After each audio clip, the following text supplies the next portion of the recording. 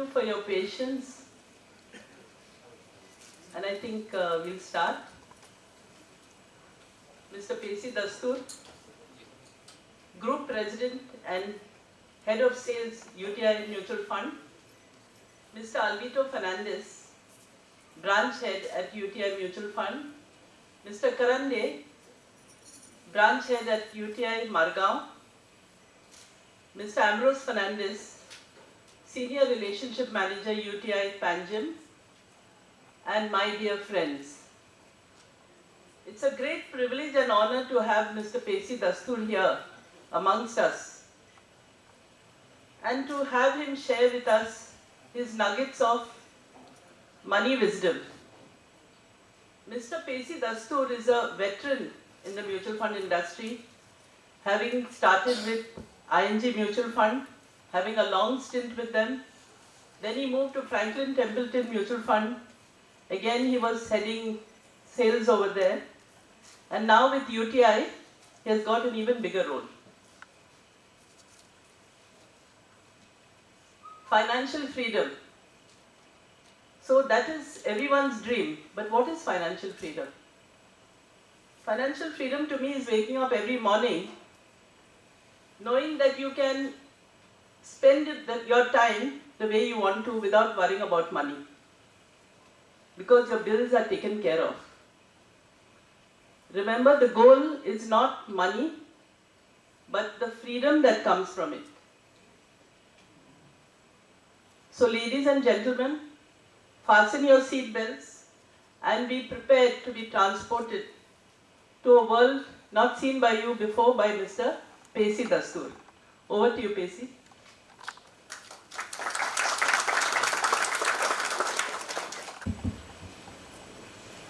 Very good evening. Good evening. Let me try and get some Josh in this room. One more attempt at good evening. Good evening. Thank you. That was a quick turnaround. And thank you, Jennifer. Really a pleasure and an honor to be here.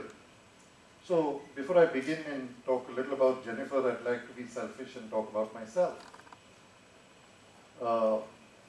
You get a prize at the end of this evening if you can do one very simple thing.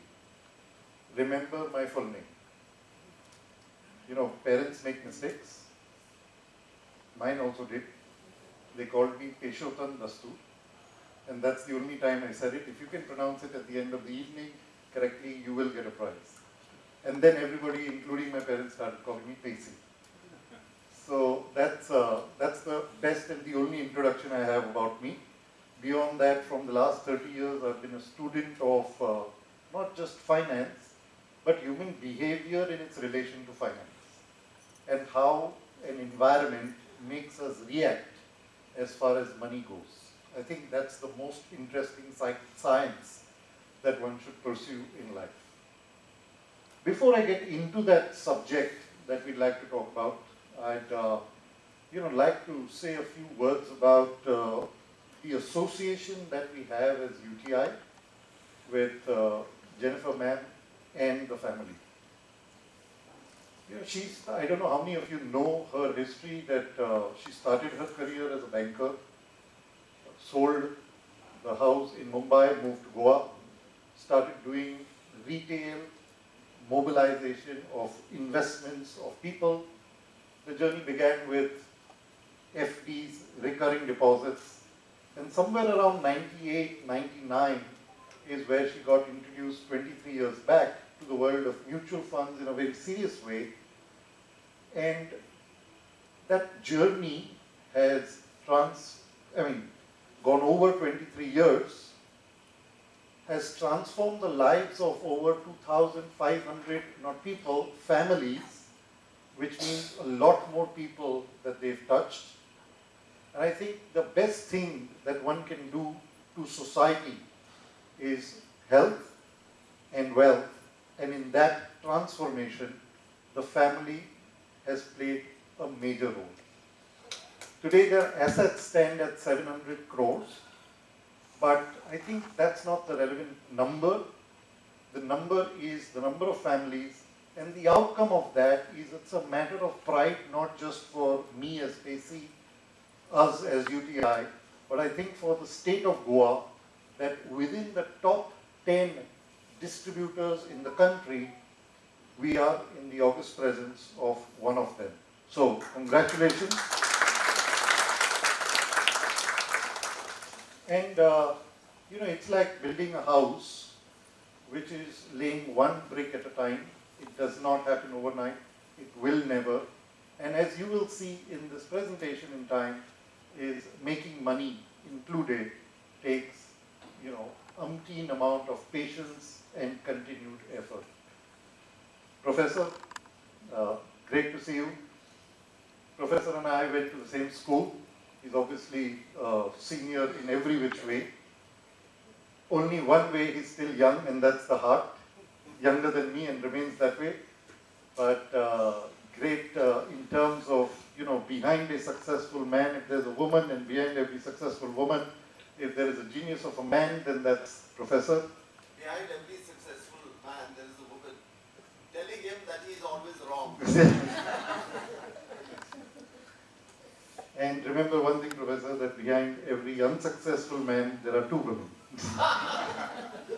So, and I think, Shubhat, don't leave the room.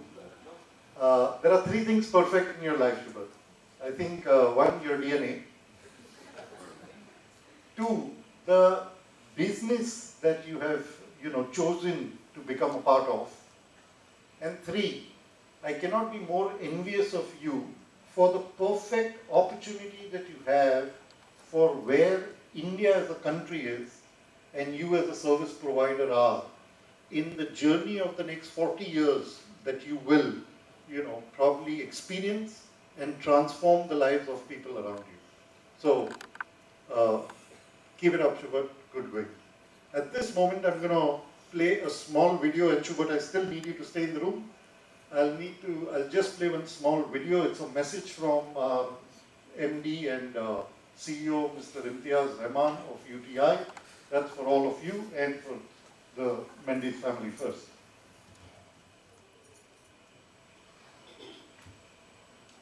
Namaskaram. India has emerged and women has played a very, very important role in the emergence of our country in every walk of life, be the field of finance, banking, technology, politics or society. Women have also played a very, very important role and contributed immensely in the growth of mutual fund industry. It is my honor and privilege to share with you about the contribution of Mrs. Jennifer Mendes.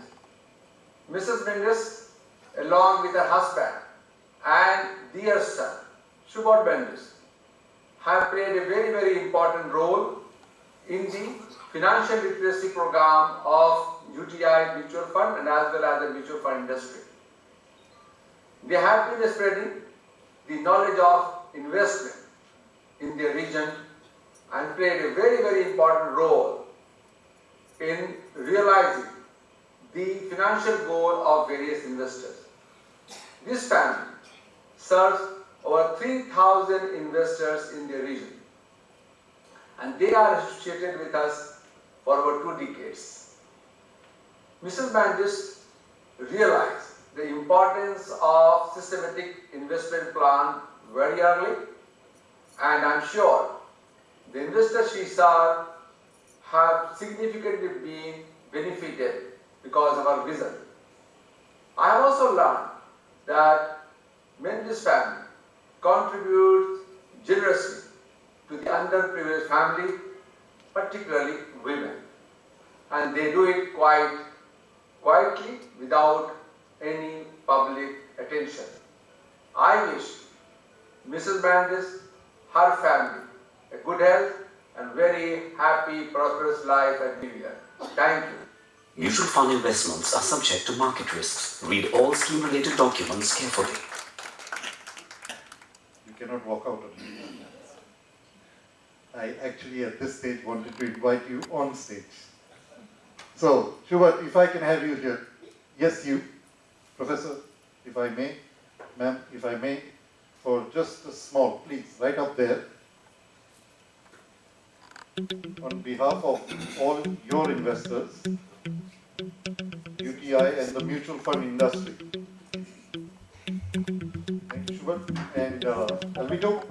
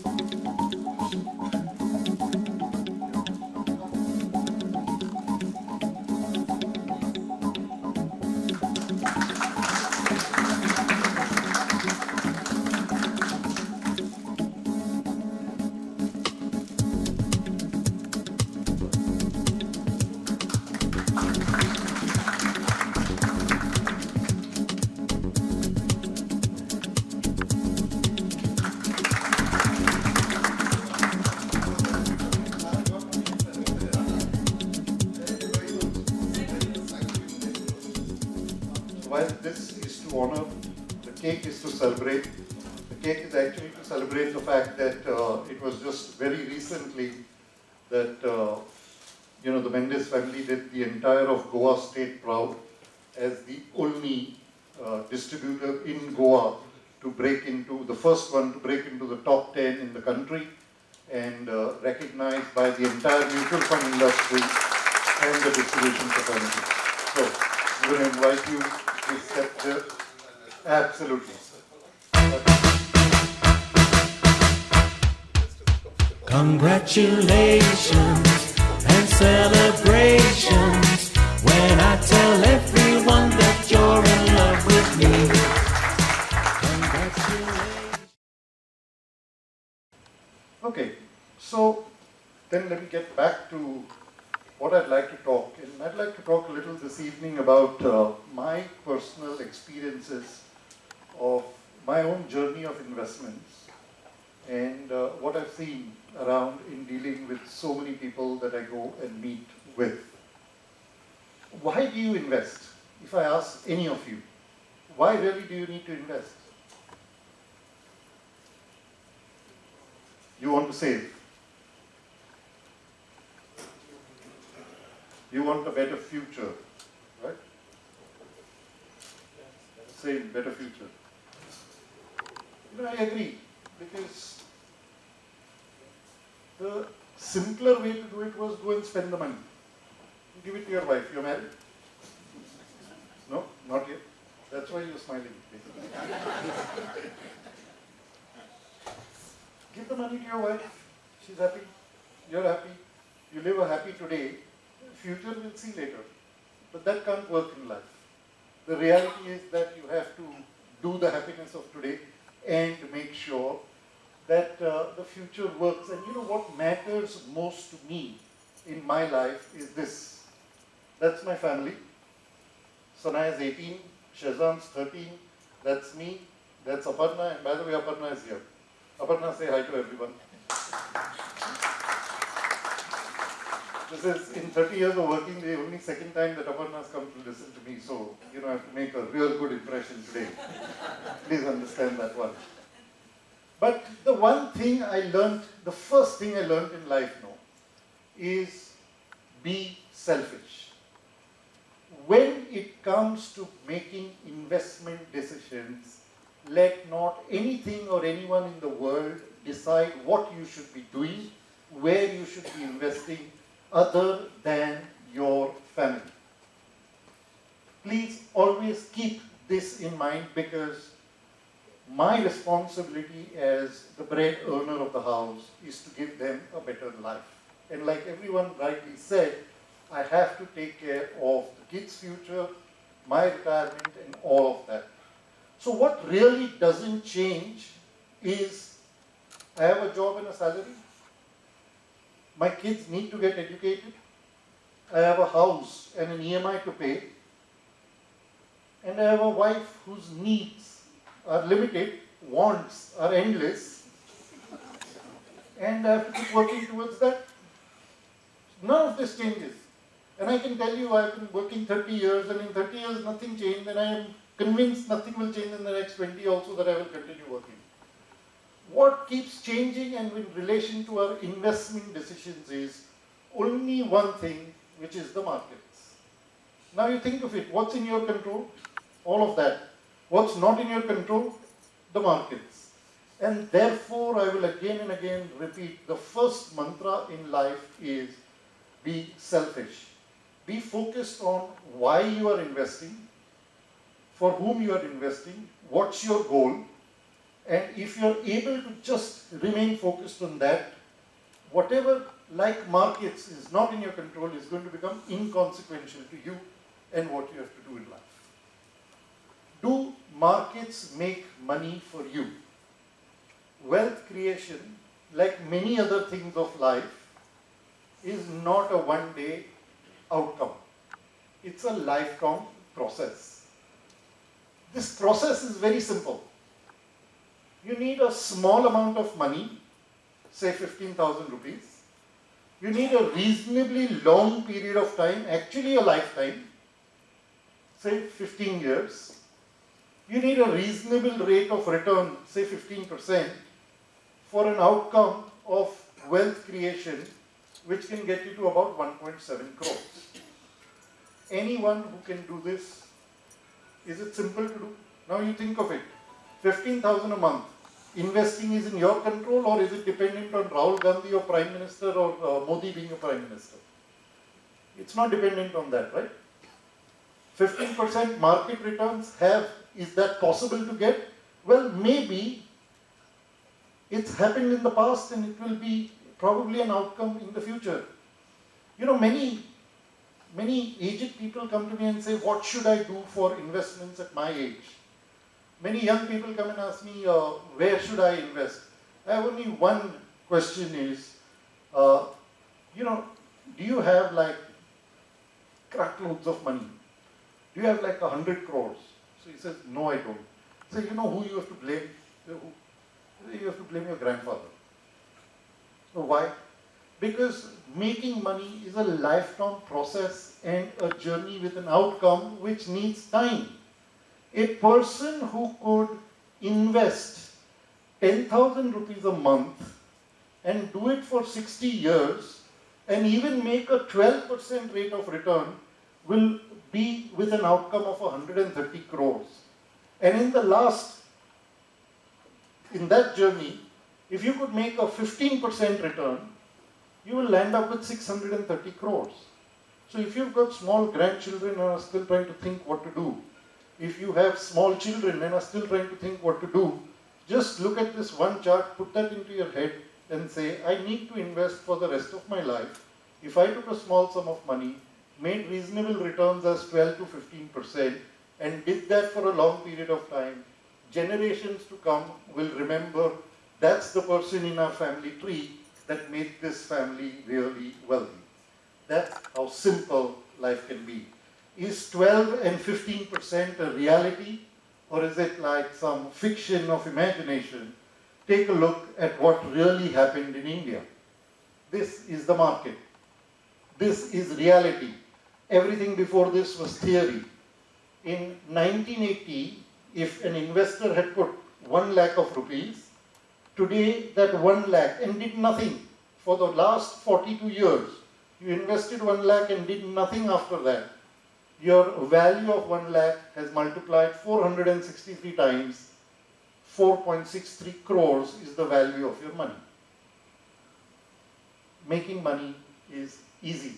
Within this, there are, how many times prime ministers changed, wars broke out, elections happened, we even saw pandemic, which was the first, we saw global financial crisis.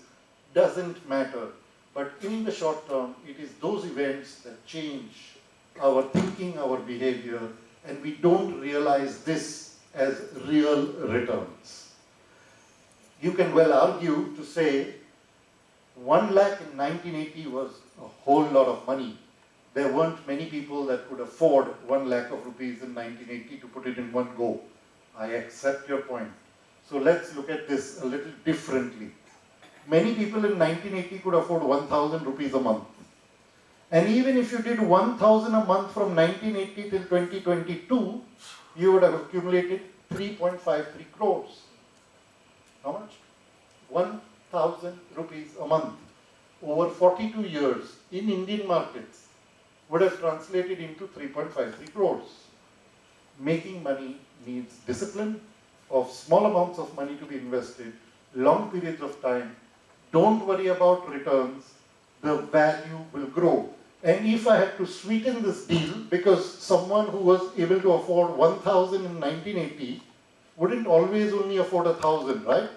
So let's look at a scenario where he started with 1,000, increased it by 500 in 1989, increased it by another 2,000 rupees thereafter, or 5,000 in 10 years later, 10,000 10 further years later, he would have still ended up with 4.2 crores. Making money requires huge discipline, small amounts of money, long periods of time, reasonable return to get to that destination. That is the mantra of wealth creation.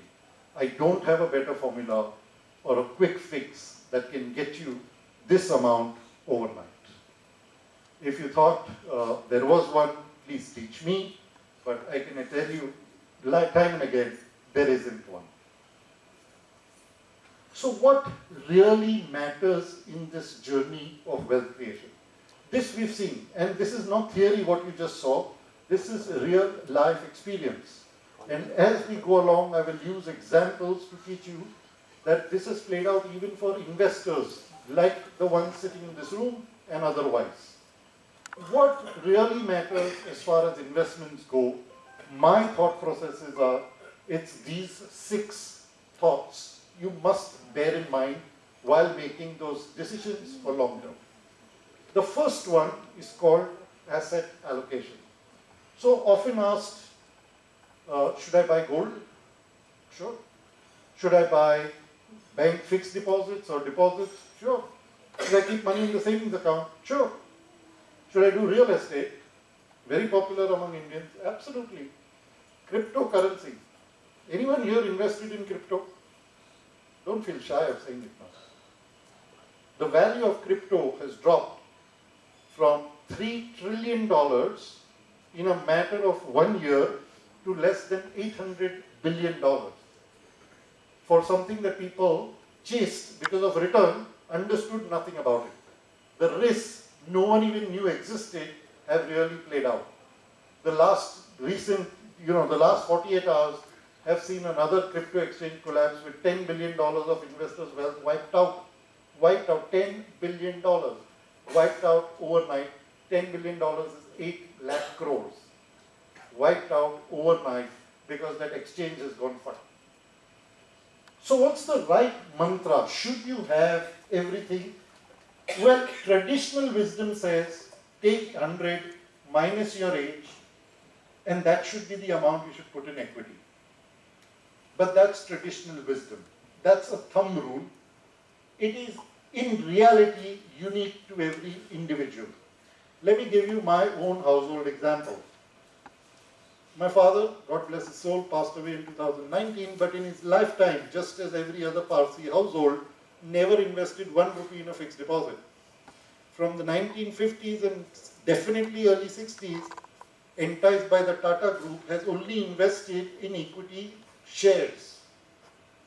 When he passed, he used to get enough dividend from equity shares that he used to say, I never want to put money in a fixed deposit. His son, now think of it, he passed away at 74, till 74 never put in a deposit. You would have said he should invest in deposit. His son never touched equities because of having a housing loan, and I was always worried about paying my EMIs. So it is very unique to individuals in terms of how much I want to buy, but human behavior is never about balancing this. We will all agree I should put money, yes, I should create a balance. In reality, what you will end up doing is chasing returns. So the day gold does extremely well, you will run towards gold. The day real estate does well, everybody wants to chase there. When equities is doing well, everybody wants to drop everything and put money, but winners rotate. Take this example or chart here. This is the last 11 years. I'm trying to put different asset classes on one picture. In 11 years, equity markets did best 7 times, gave a cumulative return of 156%. Gold was the next best performer, but only in 3 out of 11 years. Cumulative return was 102%. If you did fixed deposit, only once was it the best asset class to work with. Cumulative return was 71%. But if you saw, look at 17, 18, 19, equity, equity, equity. The normal thought process would be, I should only do equity because investors chase returns. I'll go back to where I started. Only chase your dream.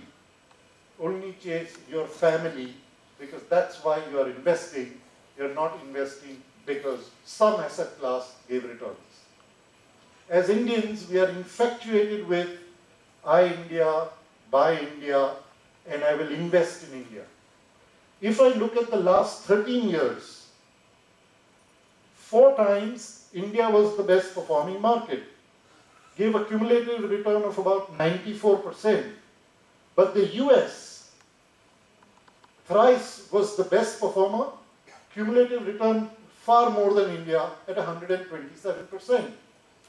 And likewise, Asia, Europe, and China all gave different types of opportunities. Often asked, should we invest outside India?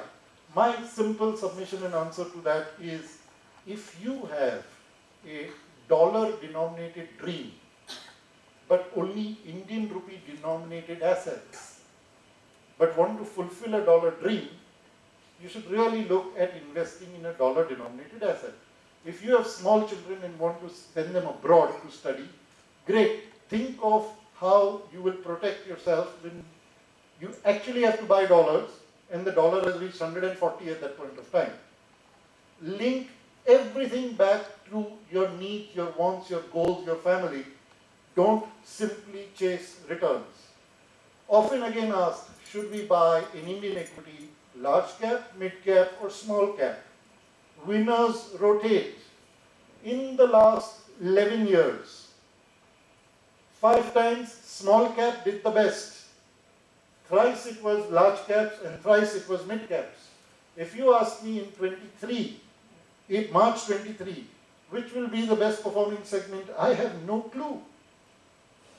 And if someone who tells you he has a clue, he's lying. He's going to take your money and run away. The point is, build a portfolio approach to investing, not a returns-oriented initiation. If I want to buy a basket of equity, I will, yes, definitely have a large cap bias and definitely a big sprinkling of mid and small cap, because winners have and will continue to rotate. And therefore, I'll conclude by saying, if there is one thing that will make sure that you either are wealthy or not, and that's going to be your asset allocation that you follow in life. That's the largest determinant in terms of what outcome you have in financial investments. Asset allocation. Do not be lured by best returns in recent years. Stay focused on the long term. My second mantra that I'd like to leave with you is time versus timing.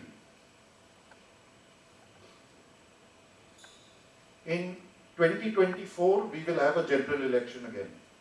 If I had to do this presentation and meet you in, say, early 2024, you would have asked me, should we invest now or should we wait till the elections are over? Okay. Equity markets have run up quite fast in recent times, right? Post-COVID settling, it has done extremely well. Every investor has the same question. Should we invest now or should we wait? I have no answer to that. We as adults will spend all our investing lifetime trying to answer this question, but please remember, you will never get timing correct in life. Take a look at this piece of data. And this data that I keep presenting, don't worry about the charts.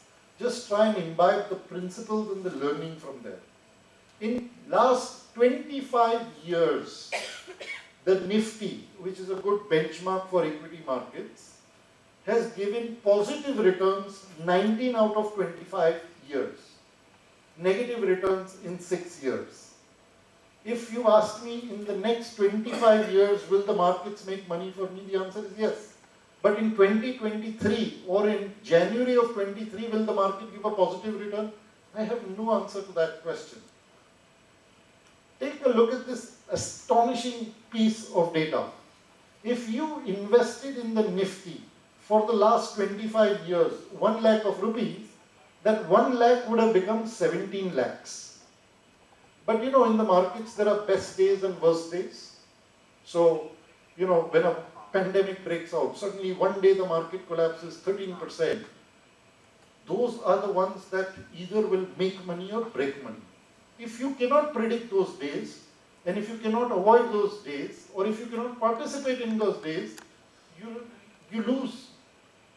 In 25 years, if you miss the best 5 days, in 25 years, how many days? 5 days. Your return drops from 12% to about 10. Your collection from 17 drops to 11. And in 25 years, if you miss the 40 best days, your return becomes only 2%. 1 lakh becomes 1.4 lakhs in 25 years. If any of you can tell me, in the next 25 years, which will be the best 40 days, those are the only important days to invest on. If you can predict to me which are the best 40 days, 1 day prior to that day we will invest.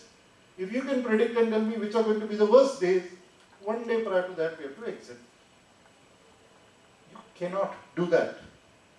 And therefore, this perpetual question of saying, ab kare ya kab, has no answer in life. And if you think I am just shooting off my hip, here are the 10 best days in the last 25 years.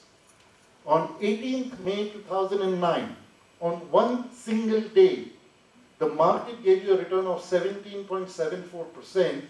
That was the day Manmohan Singh was re-elected for the second term as Prime Minister. He did not need the support of the left parties. The market went up by 18% on that one day. On 7th April 2020, in the midst of the pandemic, one day the market went up almost 9%. And likewise, these are your 10 worst days in the last 25-year history. One of the worst days was 23rd of March, when people figured what is the severity of the pandemic. The market fell 13%. Imagine if you exited, or even if you knew this, you exited before, but this is 23rd March.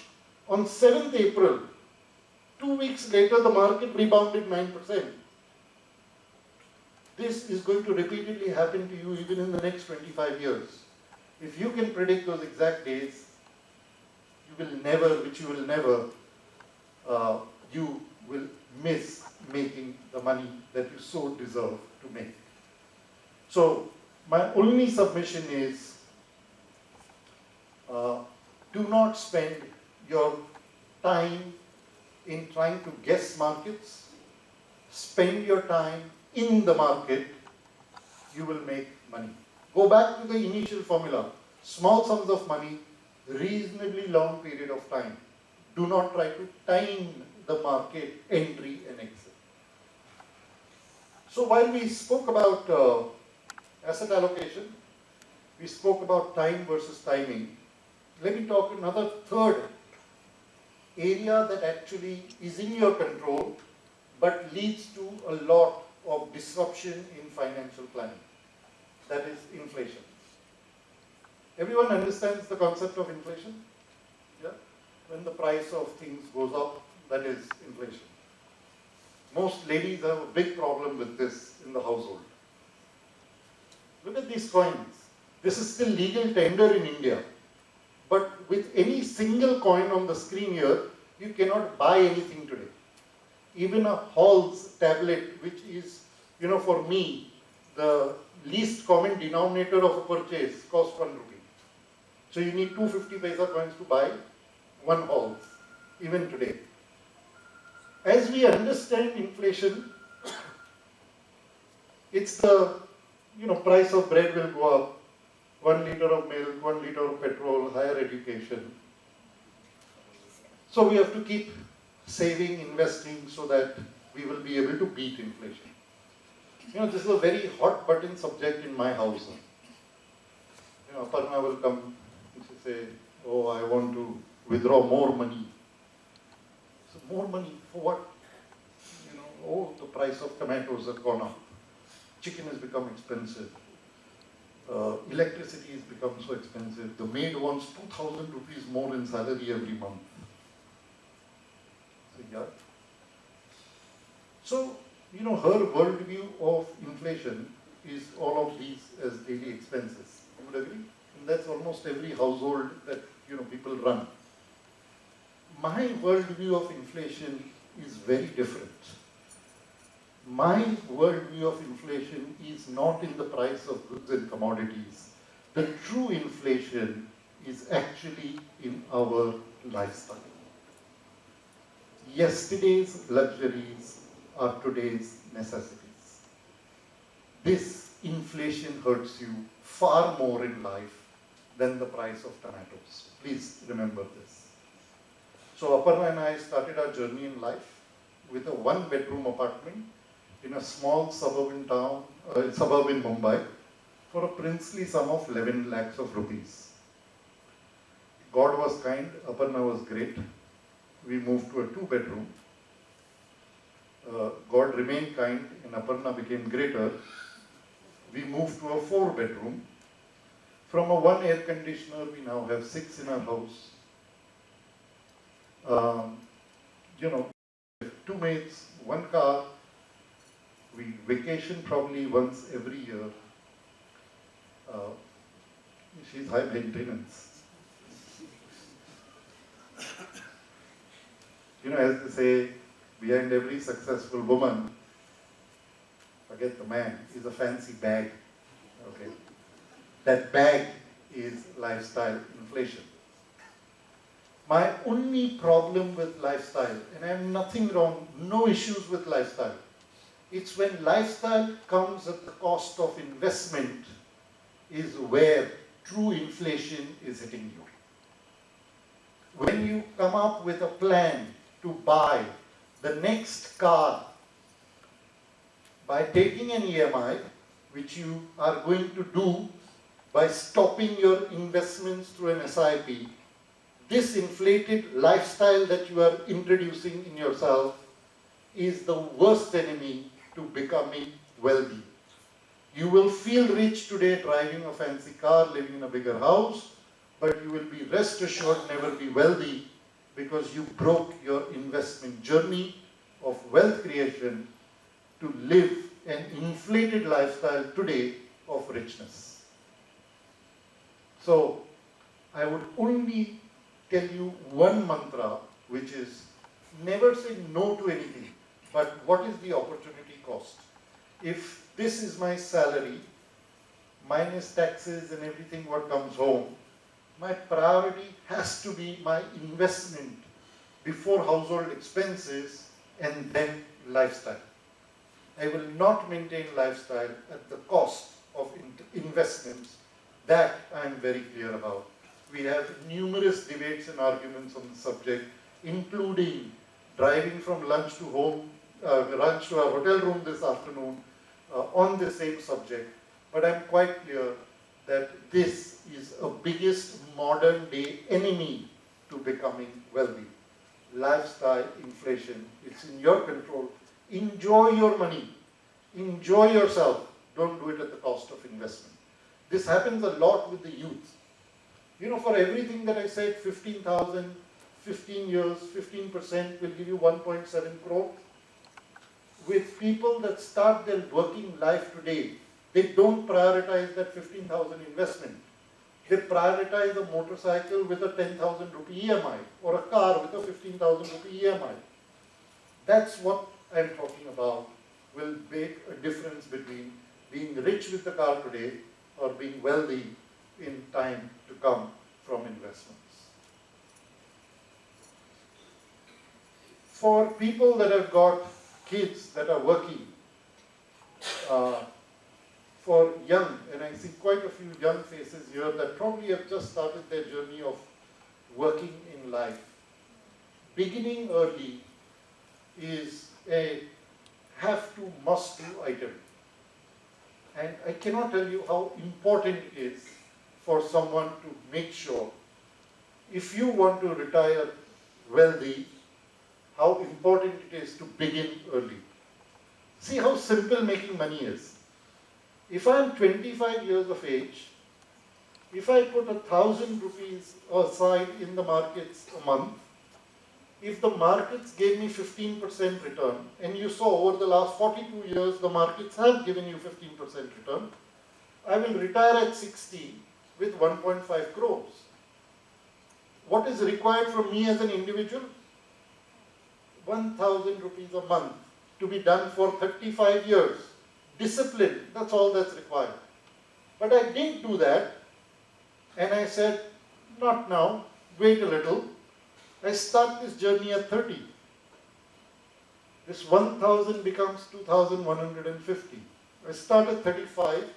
Every 5 years, the cost of delay means to reach the same goal, you have to double your investment. 1,000 becomes 2,150, becomes 4,500. And if you're my age at 45, to get to 1.5 crores, I have to start at 22,150. Put this in perspective. Take a look at Ram. Ram always the good guy, right? At 25, Ram starts putting 15,000 away. Anyone in this age bracket in the audience here today, 25, 26, 27, anyone with children, 25, 26, 27 age bracket? Take a look at these numbers, very, very important.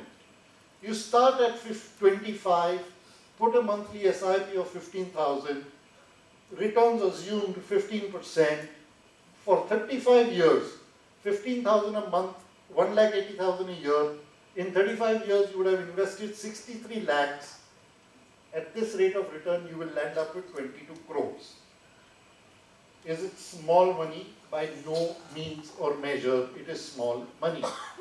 What does it need from you? Small sums of money, long periods of time, reasonable return, that's the outcome.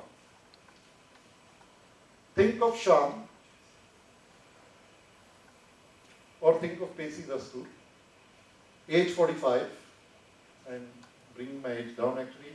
I say, oh, this guy is doing 15,000, even I will do 15,000. But I don't have time. Being 45, I only have 15 years left to retirement. Instead of 63 lakhs invested, I can only invest 27 lakhs at 15,000 a month. I will land up with 1 crore 1 lakhs of rupees. That's the cost of delay, my friends. 19 crores, 21 crores I have given up because I delayed. But then many people look around and say, but I am now head of sales at UTI Mutual Fund. I have a lot more money to invest. How much did Ram invest in total? 63 lakhs of rupees. So let me do one thing. I will invest 35,000 rupees a month for the remaining 15 years that I have, which is equal to 63 lakhs that Ram invested. Same thing. You will still never be able to catch up with the early start.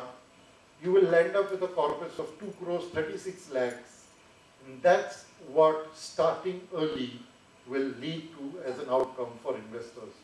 No matter what you do later in life, you just cannot catch up. The gap between a person who starts at 25 at 15,000 rupees and someone who starts at 35 or 45 later, at retirement at 60, the gap will be between 19 to 21 crores. That's the opportunity that you give up by building, and now I go back to what I call lifestyle inflation. I have nothing, I have no problem with iPads, iPhone, cars, bikes, foreign holidays. It just cannot come at the cost of delaying investments, because this delay is going to create a massive pain point for you not being wealthy in future. Is this within your control? Is it dependent upon what the Fed is doing with interest rates? Whether it's going to remain Joe Biden, or whether it's the House of Representatives or Senate, and whether Trump is making it has no relevance in your life.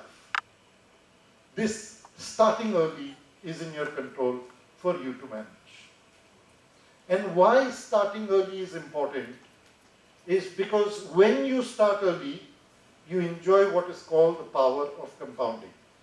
I'm sure you understand the very simple concept: interest, pay interest, pay interest. If I have a fixed deposit of 100 rupees, which gives me interest once a year, is worse than a fixed deposit which gives me interest every 6 months, which is worse than a fixed deposit that gives me interest every 3 months. Wise man, Einstein put it wonderfully: compound interest is the eighth wonder of the world. He who understands it earns it. He who doesn't understand it will pay it. Let's play a little game over here, and this is a very radical example of compounding. But, if your kid came to you and say, "Hey, Dad, I want pocket money." Good. How much do you want? He puts a very reasonable demand. He says, "I want pocket money only for 1 month." That's fantastic. What a sensible kid I've raised. On day one, Dad, give me 1 rupee. Oh, wow, you're a dream kid. But Dad, on day 2, give me 2 rupees. Okay, no problem. Dad, on day 3, give me 4 rupees. On day 4, give me 8 rupees. On day 5, give me 16 rupees. On day 6, give me 32 rupees.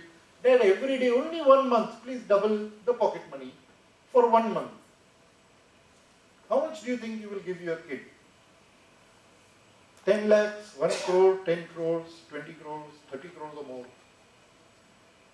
You will give him 107.4 crores at the end of 1 month if you had to double his money every day in terms of pocket money. That's a radical, like I said, example of compounding. But when you don't start early in life, when you delay your investments, you do not get the long-term compounding. More painful in life is actually when investors begin this journey, but when they are on their journey, non-controllable environment, elections, economic downturn, pandemic, leads to investors taking very poor decisions of stopping or interrupting their investment plan. That then doesn't allow the power of compounding again to play out. So let me give you an example of what could happen with investors, or what has happened with investors. Go back in time. Say you were an investor in one fund of UTI called UTI FlexiCap Fund, being shown here only as an example. You started your SIP journey in November 2005. 3 years later, you were hit by the global financial crisis. In 3 years, having invested 5,40,000 rupees, because of the crisis that broke out, the value of your investment in November 2008 had become 4,30,000. You were down 15% CAGR. In total, you were down 1,10,000 rupees. Now, what's the normal behavior that an investor will display? He'll go to his distributor and say, "What the hell? You should have known this thing is coming. Why am I doing investments through you? Because you are supposed to be able to read the future. Now I want to stop my investments." You create the worst destruction for your future. An investor who continues this journey, see how the compounding plays out in reality for him.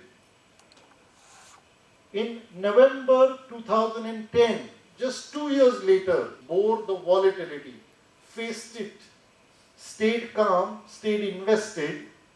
This 5,40,000 that you would have invested in the first 3 years would have been 9 lakhs invested now in 5 years, but 4.5 lakhs has become 15 lakhs. Return was minus 15%. 5-year return is now become 21%. This is how volatility can flip. But volatility causes irrational behavior among investors.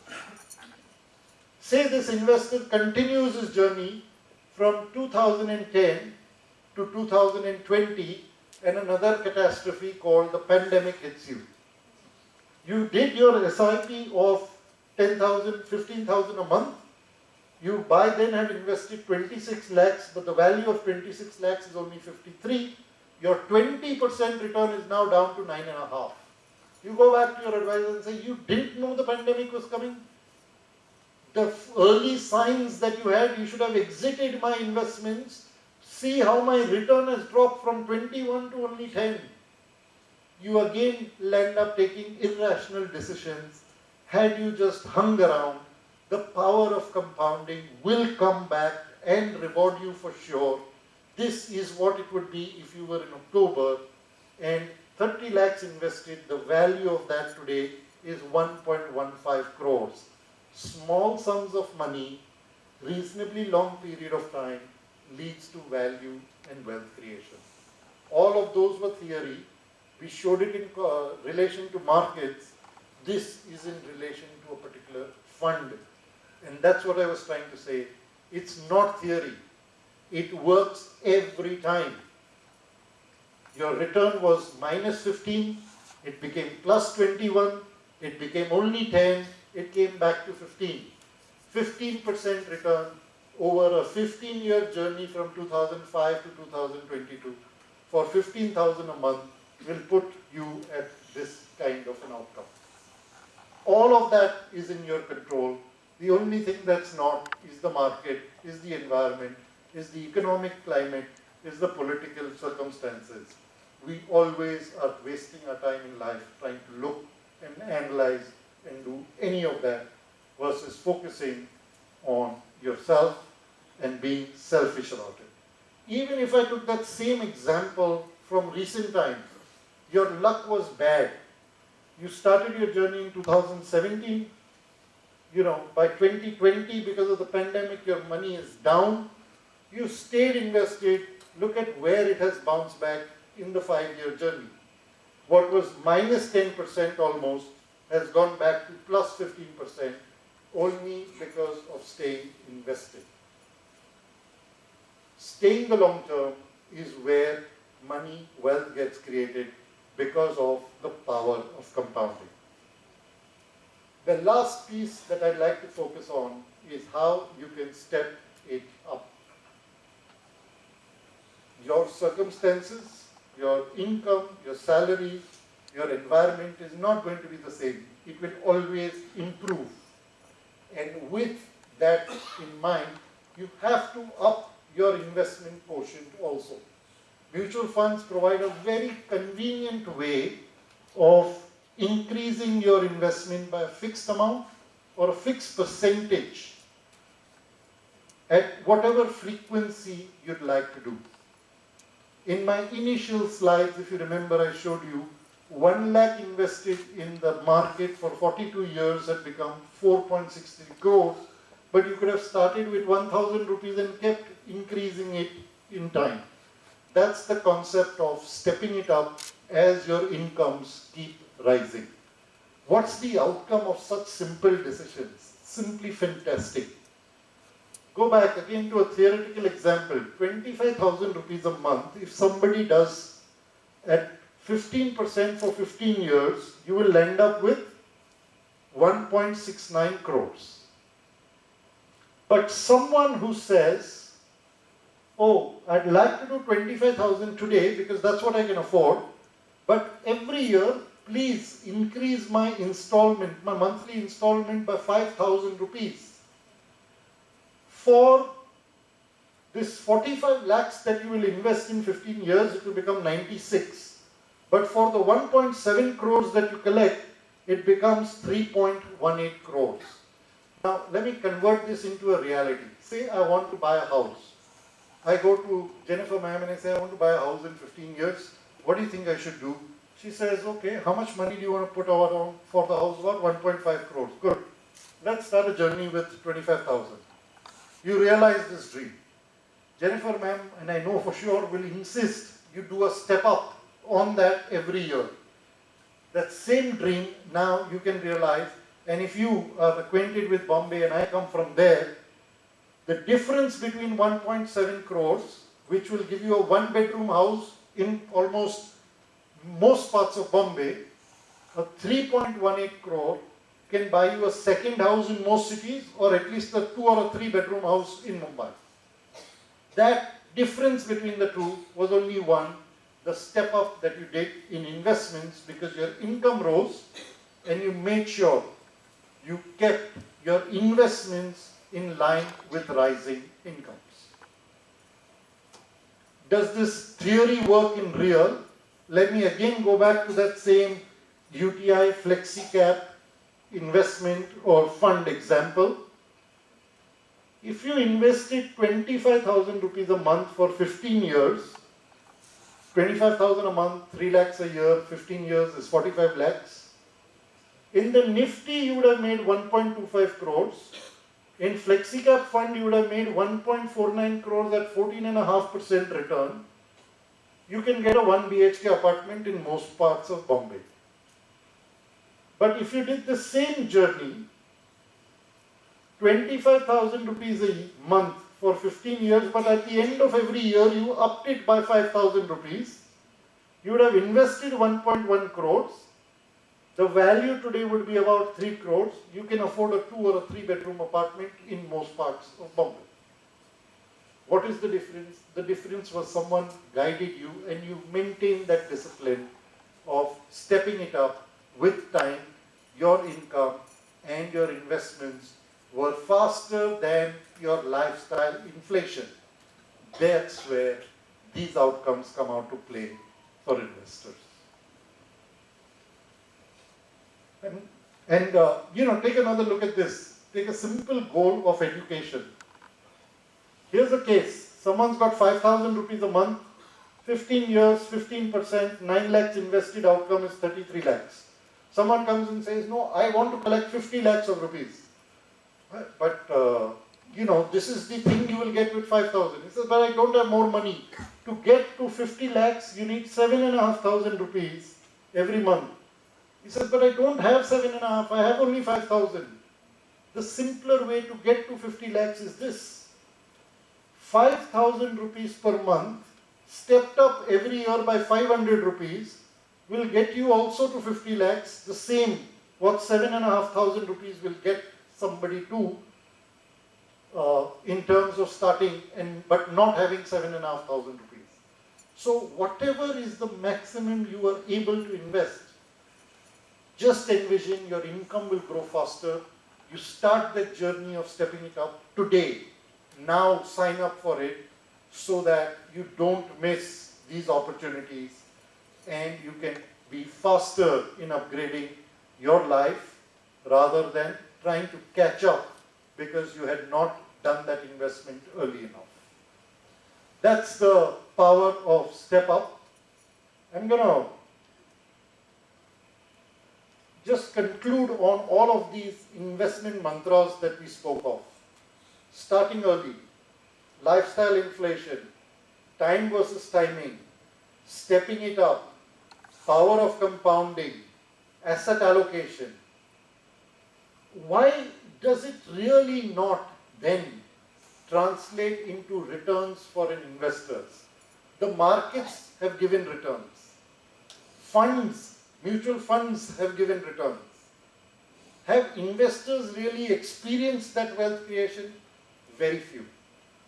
The only difference being the behavior that the investor exhibited in the journey, and that behavior may not be keeping long-term vision.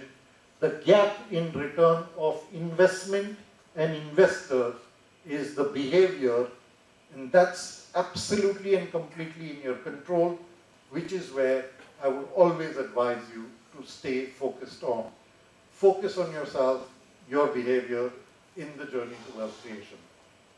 I'm going to use the last few moments to actually talk about something that we believe, and with the Mendes family, can be of great service to you as investors for the long term, one, for a very specific goal, and that is also displayed here on screen, which is children's education. So what we do at UTI, we have a specific product called Children's Career Fund. It's designed to collect small amounts of money, long periods of time, but make it available when you need it for the specific goal of education.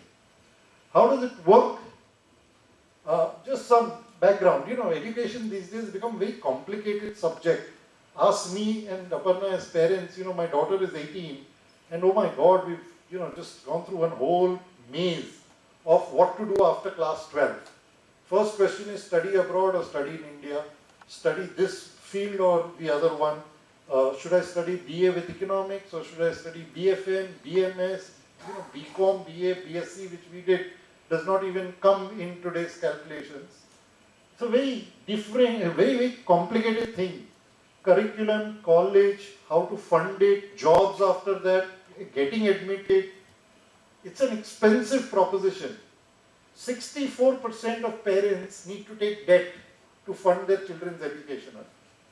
They're not able to pay for it from their savings. You land up taking loans. 64% of parents in India take loans to fund their parents. 41% of parents in India will have to give up their retirement plan only because they are paying far more than they had planned for children's education. 50% or more of salaries go in educating your kids. There are small years where it doesn't cost too much, but for the, you know, the large part of the 20 years that kids go through education, a very large part of Indian population salary goes only in this specific goal. But only 30% actually have invested for this specific goal, or believe that, oh, chalte jayega, hote jayega kind of approach. How expensive is it? We've done some research, and therefore it is only from these websites to tell you, you know, today a law degree can cost you about 14 lakhs, 10 years later it's going to cost you about 38 lakhs. If you've got 2 kids, multiply that into 2, add to whatever the lifestyle you're talking about, 2 kids becoming lawyers will cost you about 1.5 crore between education fees, stay. This is only fees. This doesn't talk about staying and all those expenses. Huh? A medical today without capitation fee is the most expensive thing when you want to do medical. I mean, and God help you if you want to do any of this abroad. Today, 6 years of education, a big debate again between Aparna and me. 6 years of education, 2 children, graduation plus post-graduation is a $1 million pop. How much? 8 crores. 4 years of for graduation, 2 years post-graduation is $1 million. That's what it will cost you. If your kid is brilliant, comes and says that, you know, I got admission, you need to pay for it. The worst, I cannot believe the lower point of feeling in life would be, kid, I cannot afford it, give up your dream. And that's where, you know, we need to start small. We need to make sure we keep this specific need of ours with a very specific investment, you know, vehicle that will help us get there.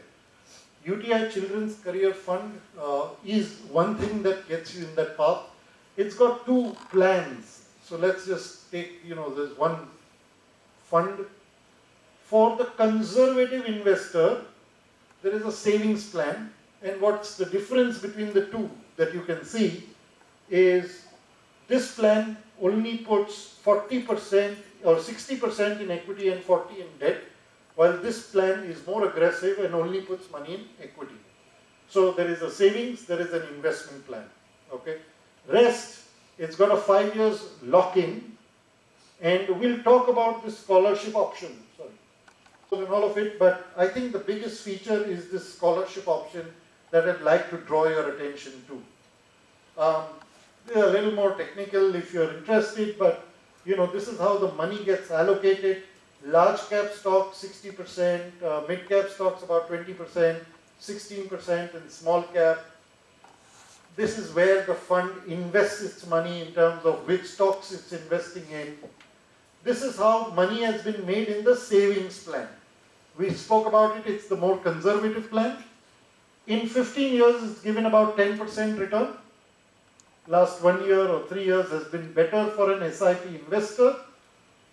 And if I look at lump sum investing, if someone in 2007, which is about 15 years back, invested 10 lakhs of rupees, the value would have been 36 lakhs, 9% return. If you did 10,000 rupees a month for the last 15 years, you would have got the same, close to 10% return, with 39 lakhs of rupees being created in this plan. This is the more aggressive plan, where it's pure equity. Obviously, the risk is higher, and the return has also played out higher. And you can see an outcome which 10 lakhs invested 15 years back has resulted in 50 lakhs as an outcome. 10,000 rupees every month over this 15-year journey has also given you a 50 lakh rupee outcome. What I think is, the big feature that along with it comes is this entire scholarship option. If you want to gift a child, in mutual funds, one thing is very clear, that I cannot invest in a third party's name.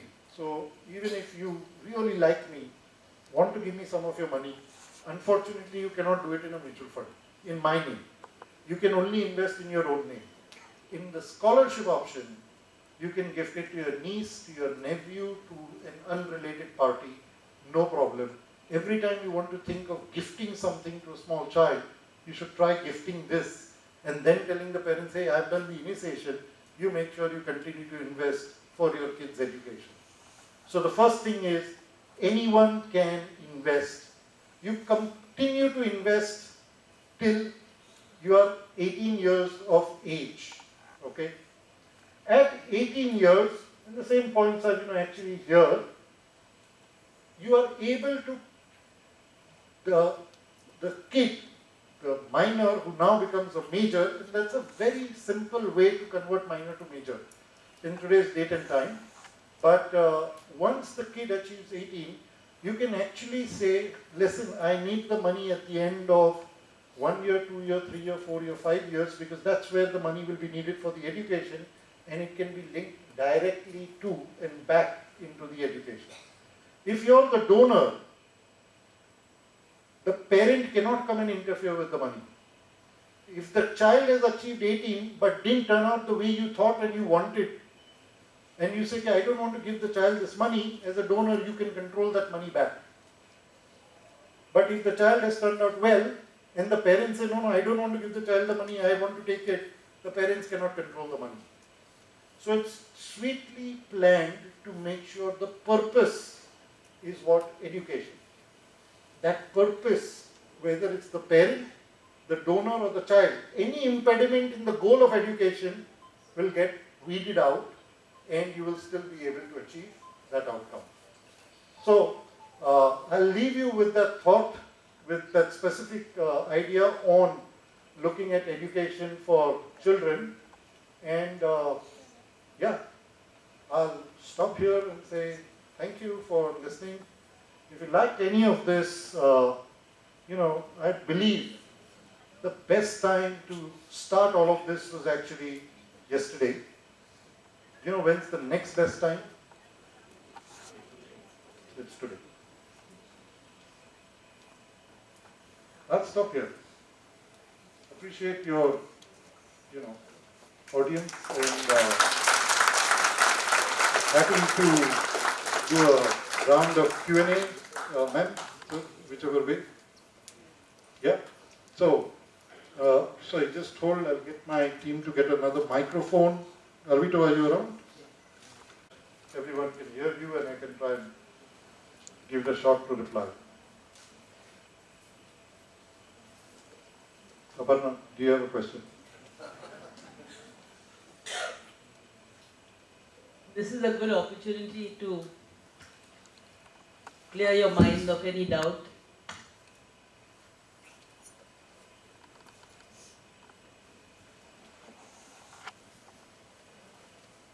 Any questions?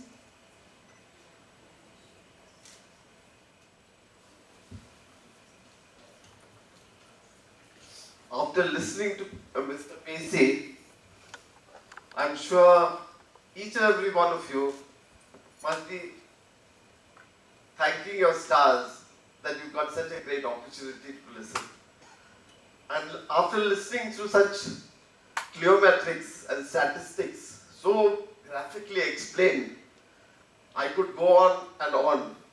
But as Shakespeare told us in that great play Hamlet, brevity is the soul of wit. I therefore will be as brief as possible and just say, thank you, Mr. Pacey. We will remember you for a long time.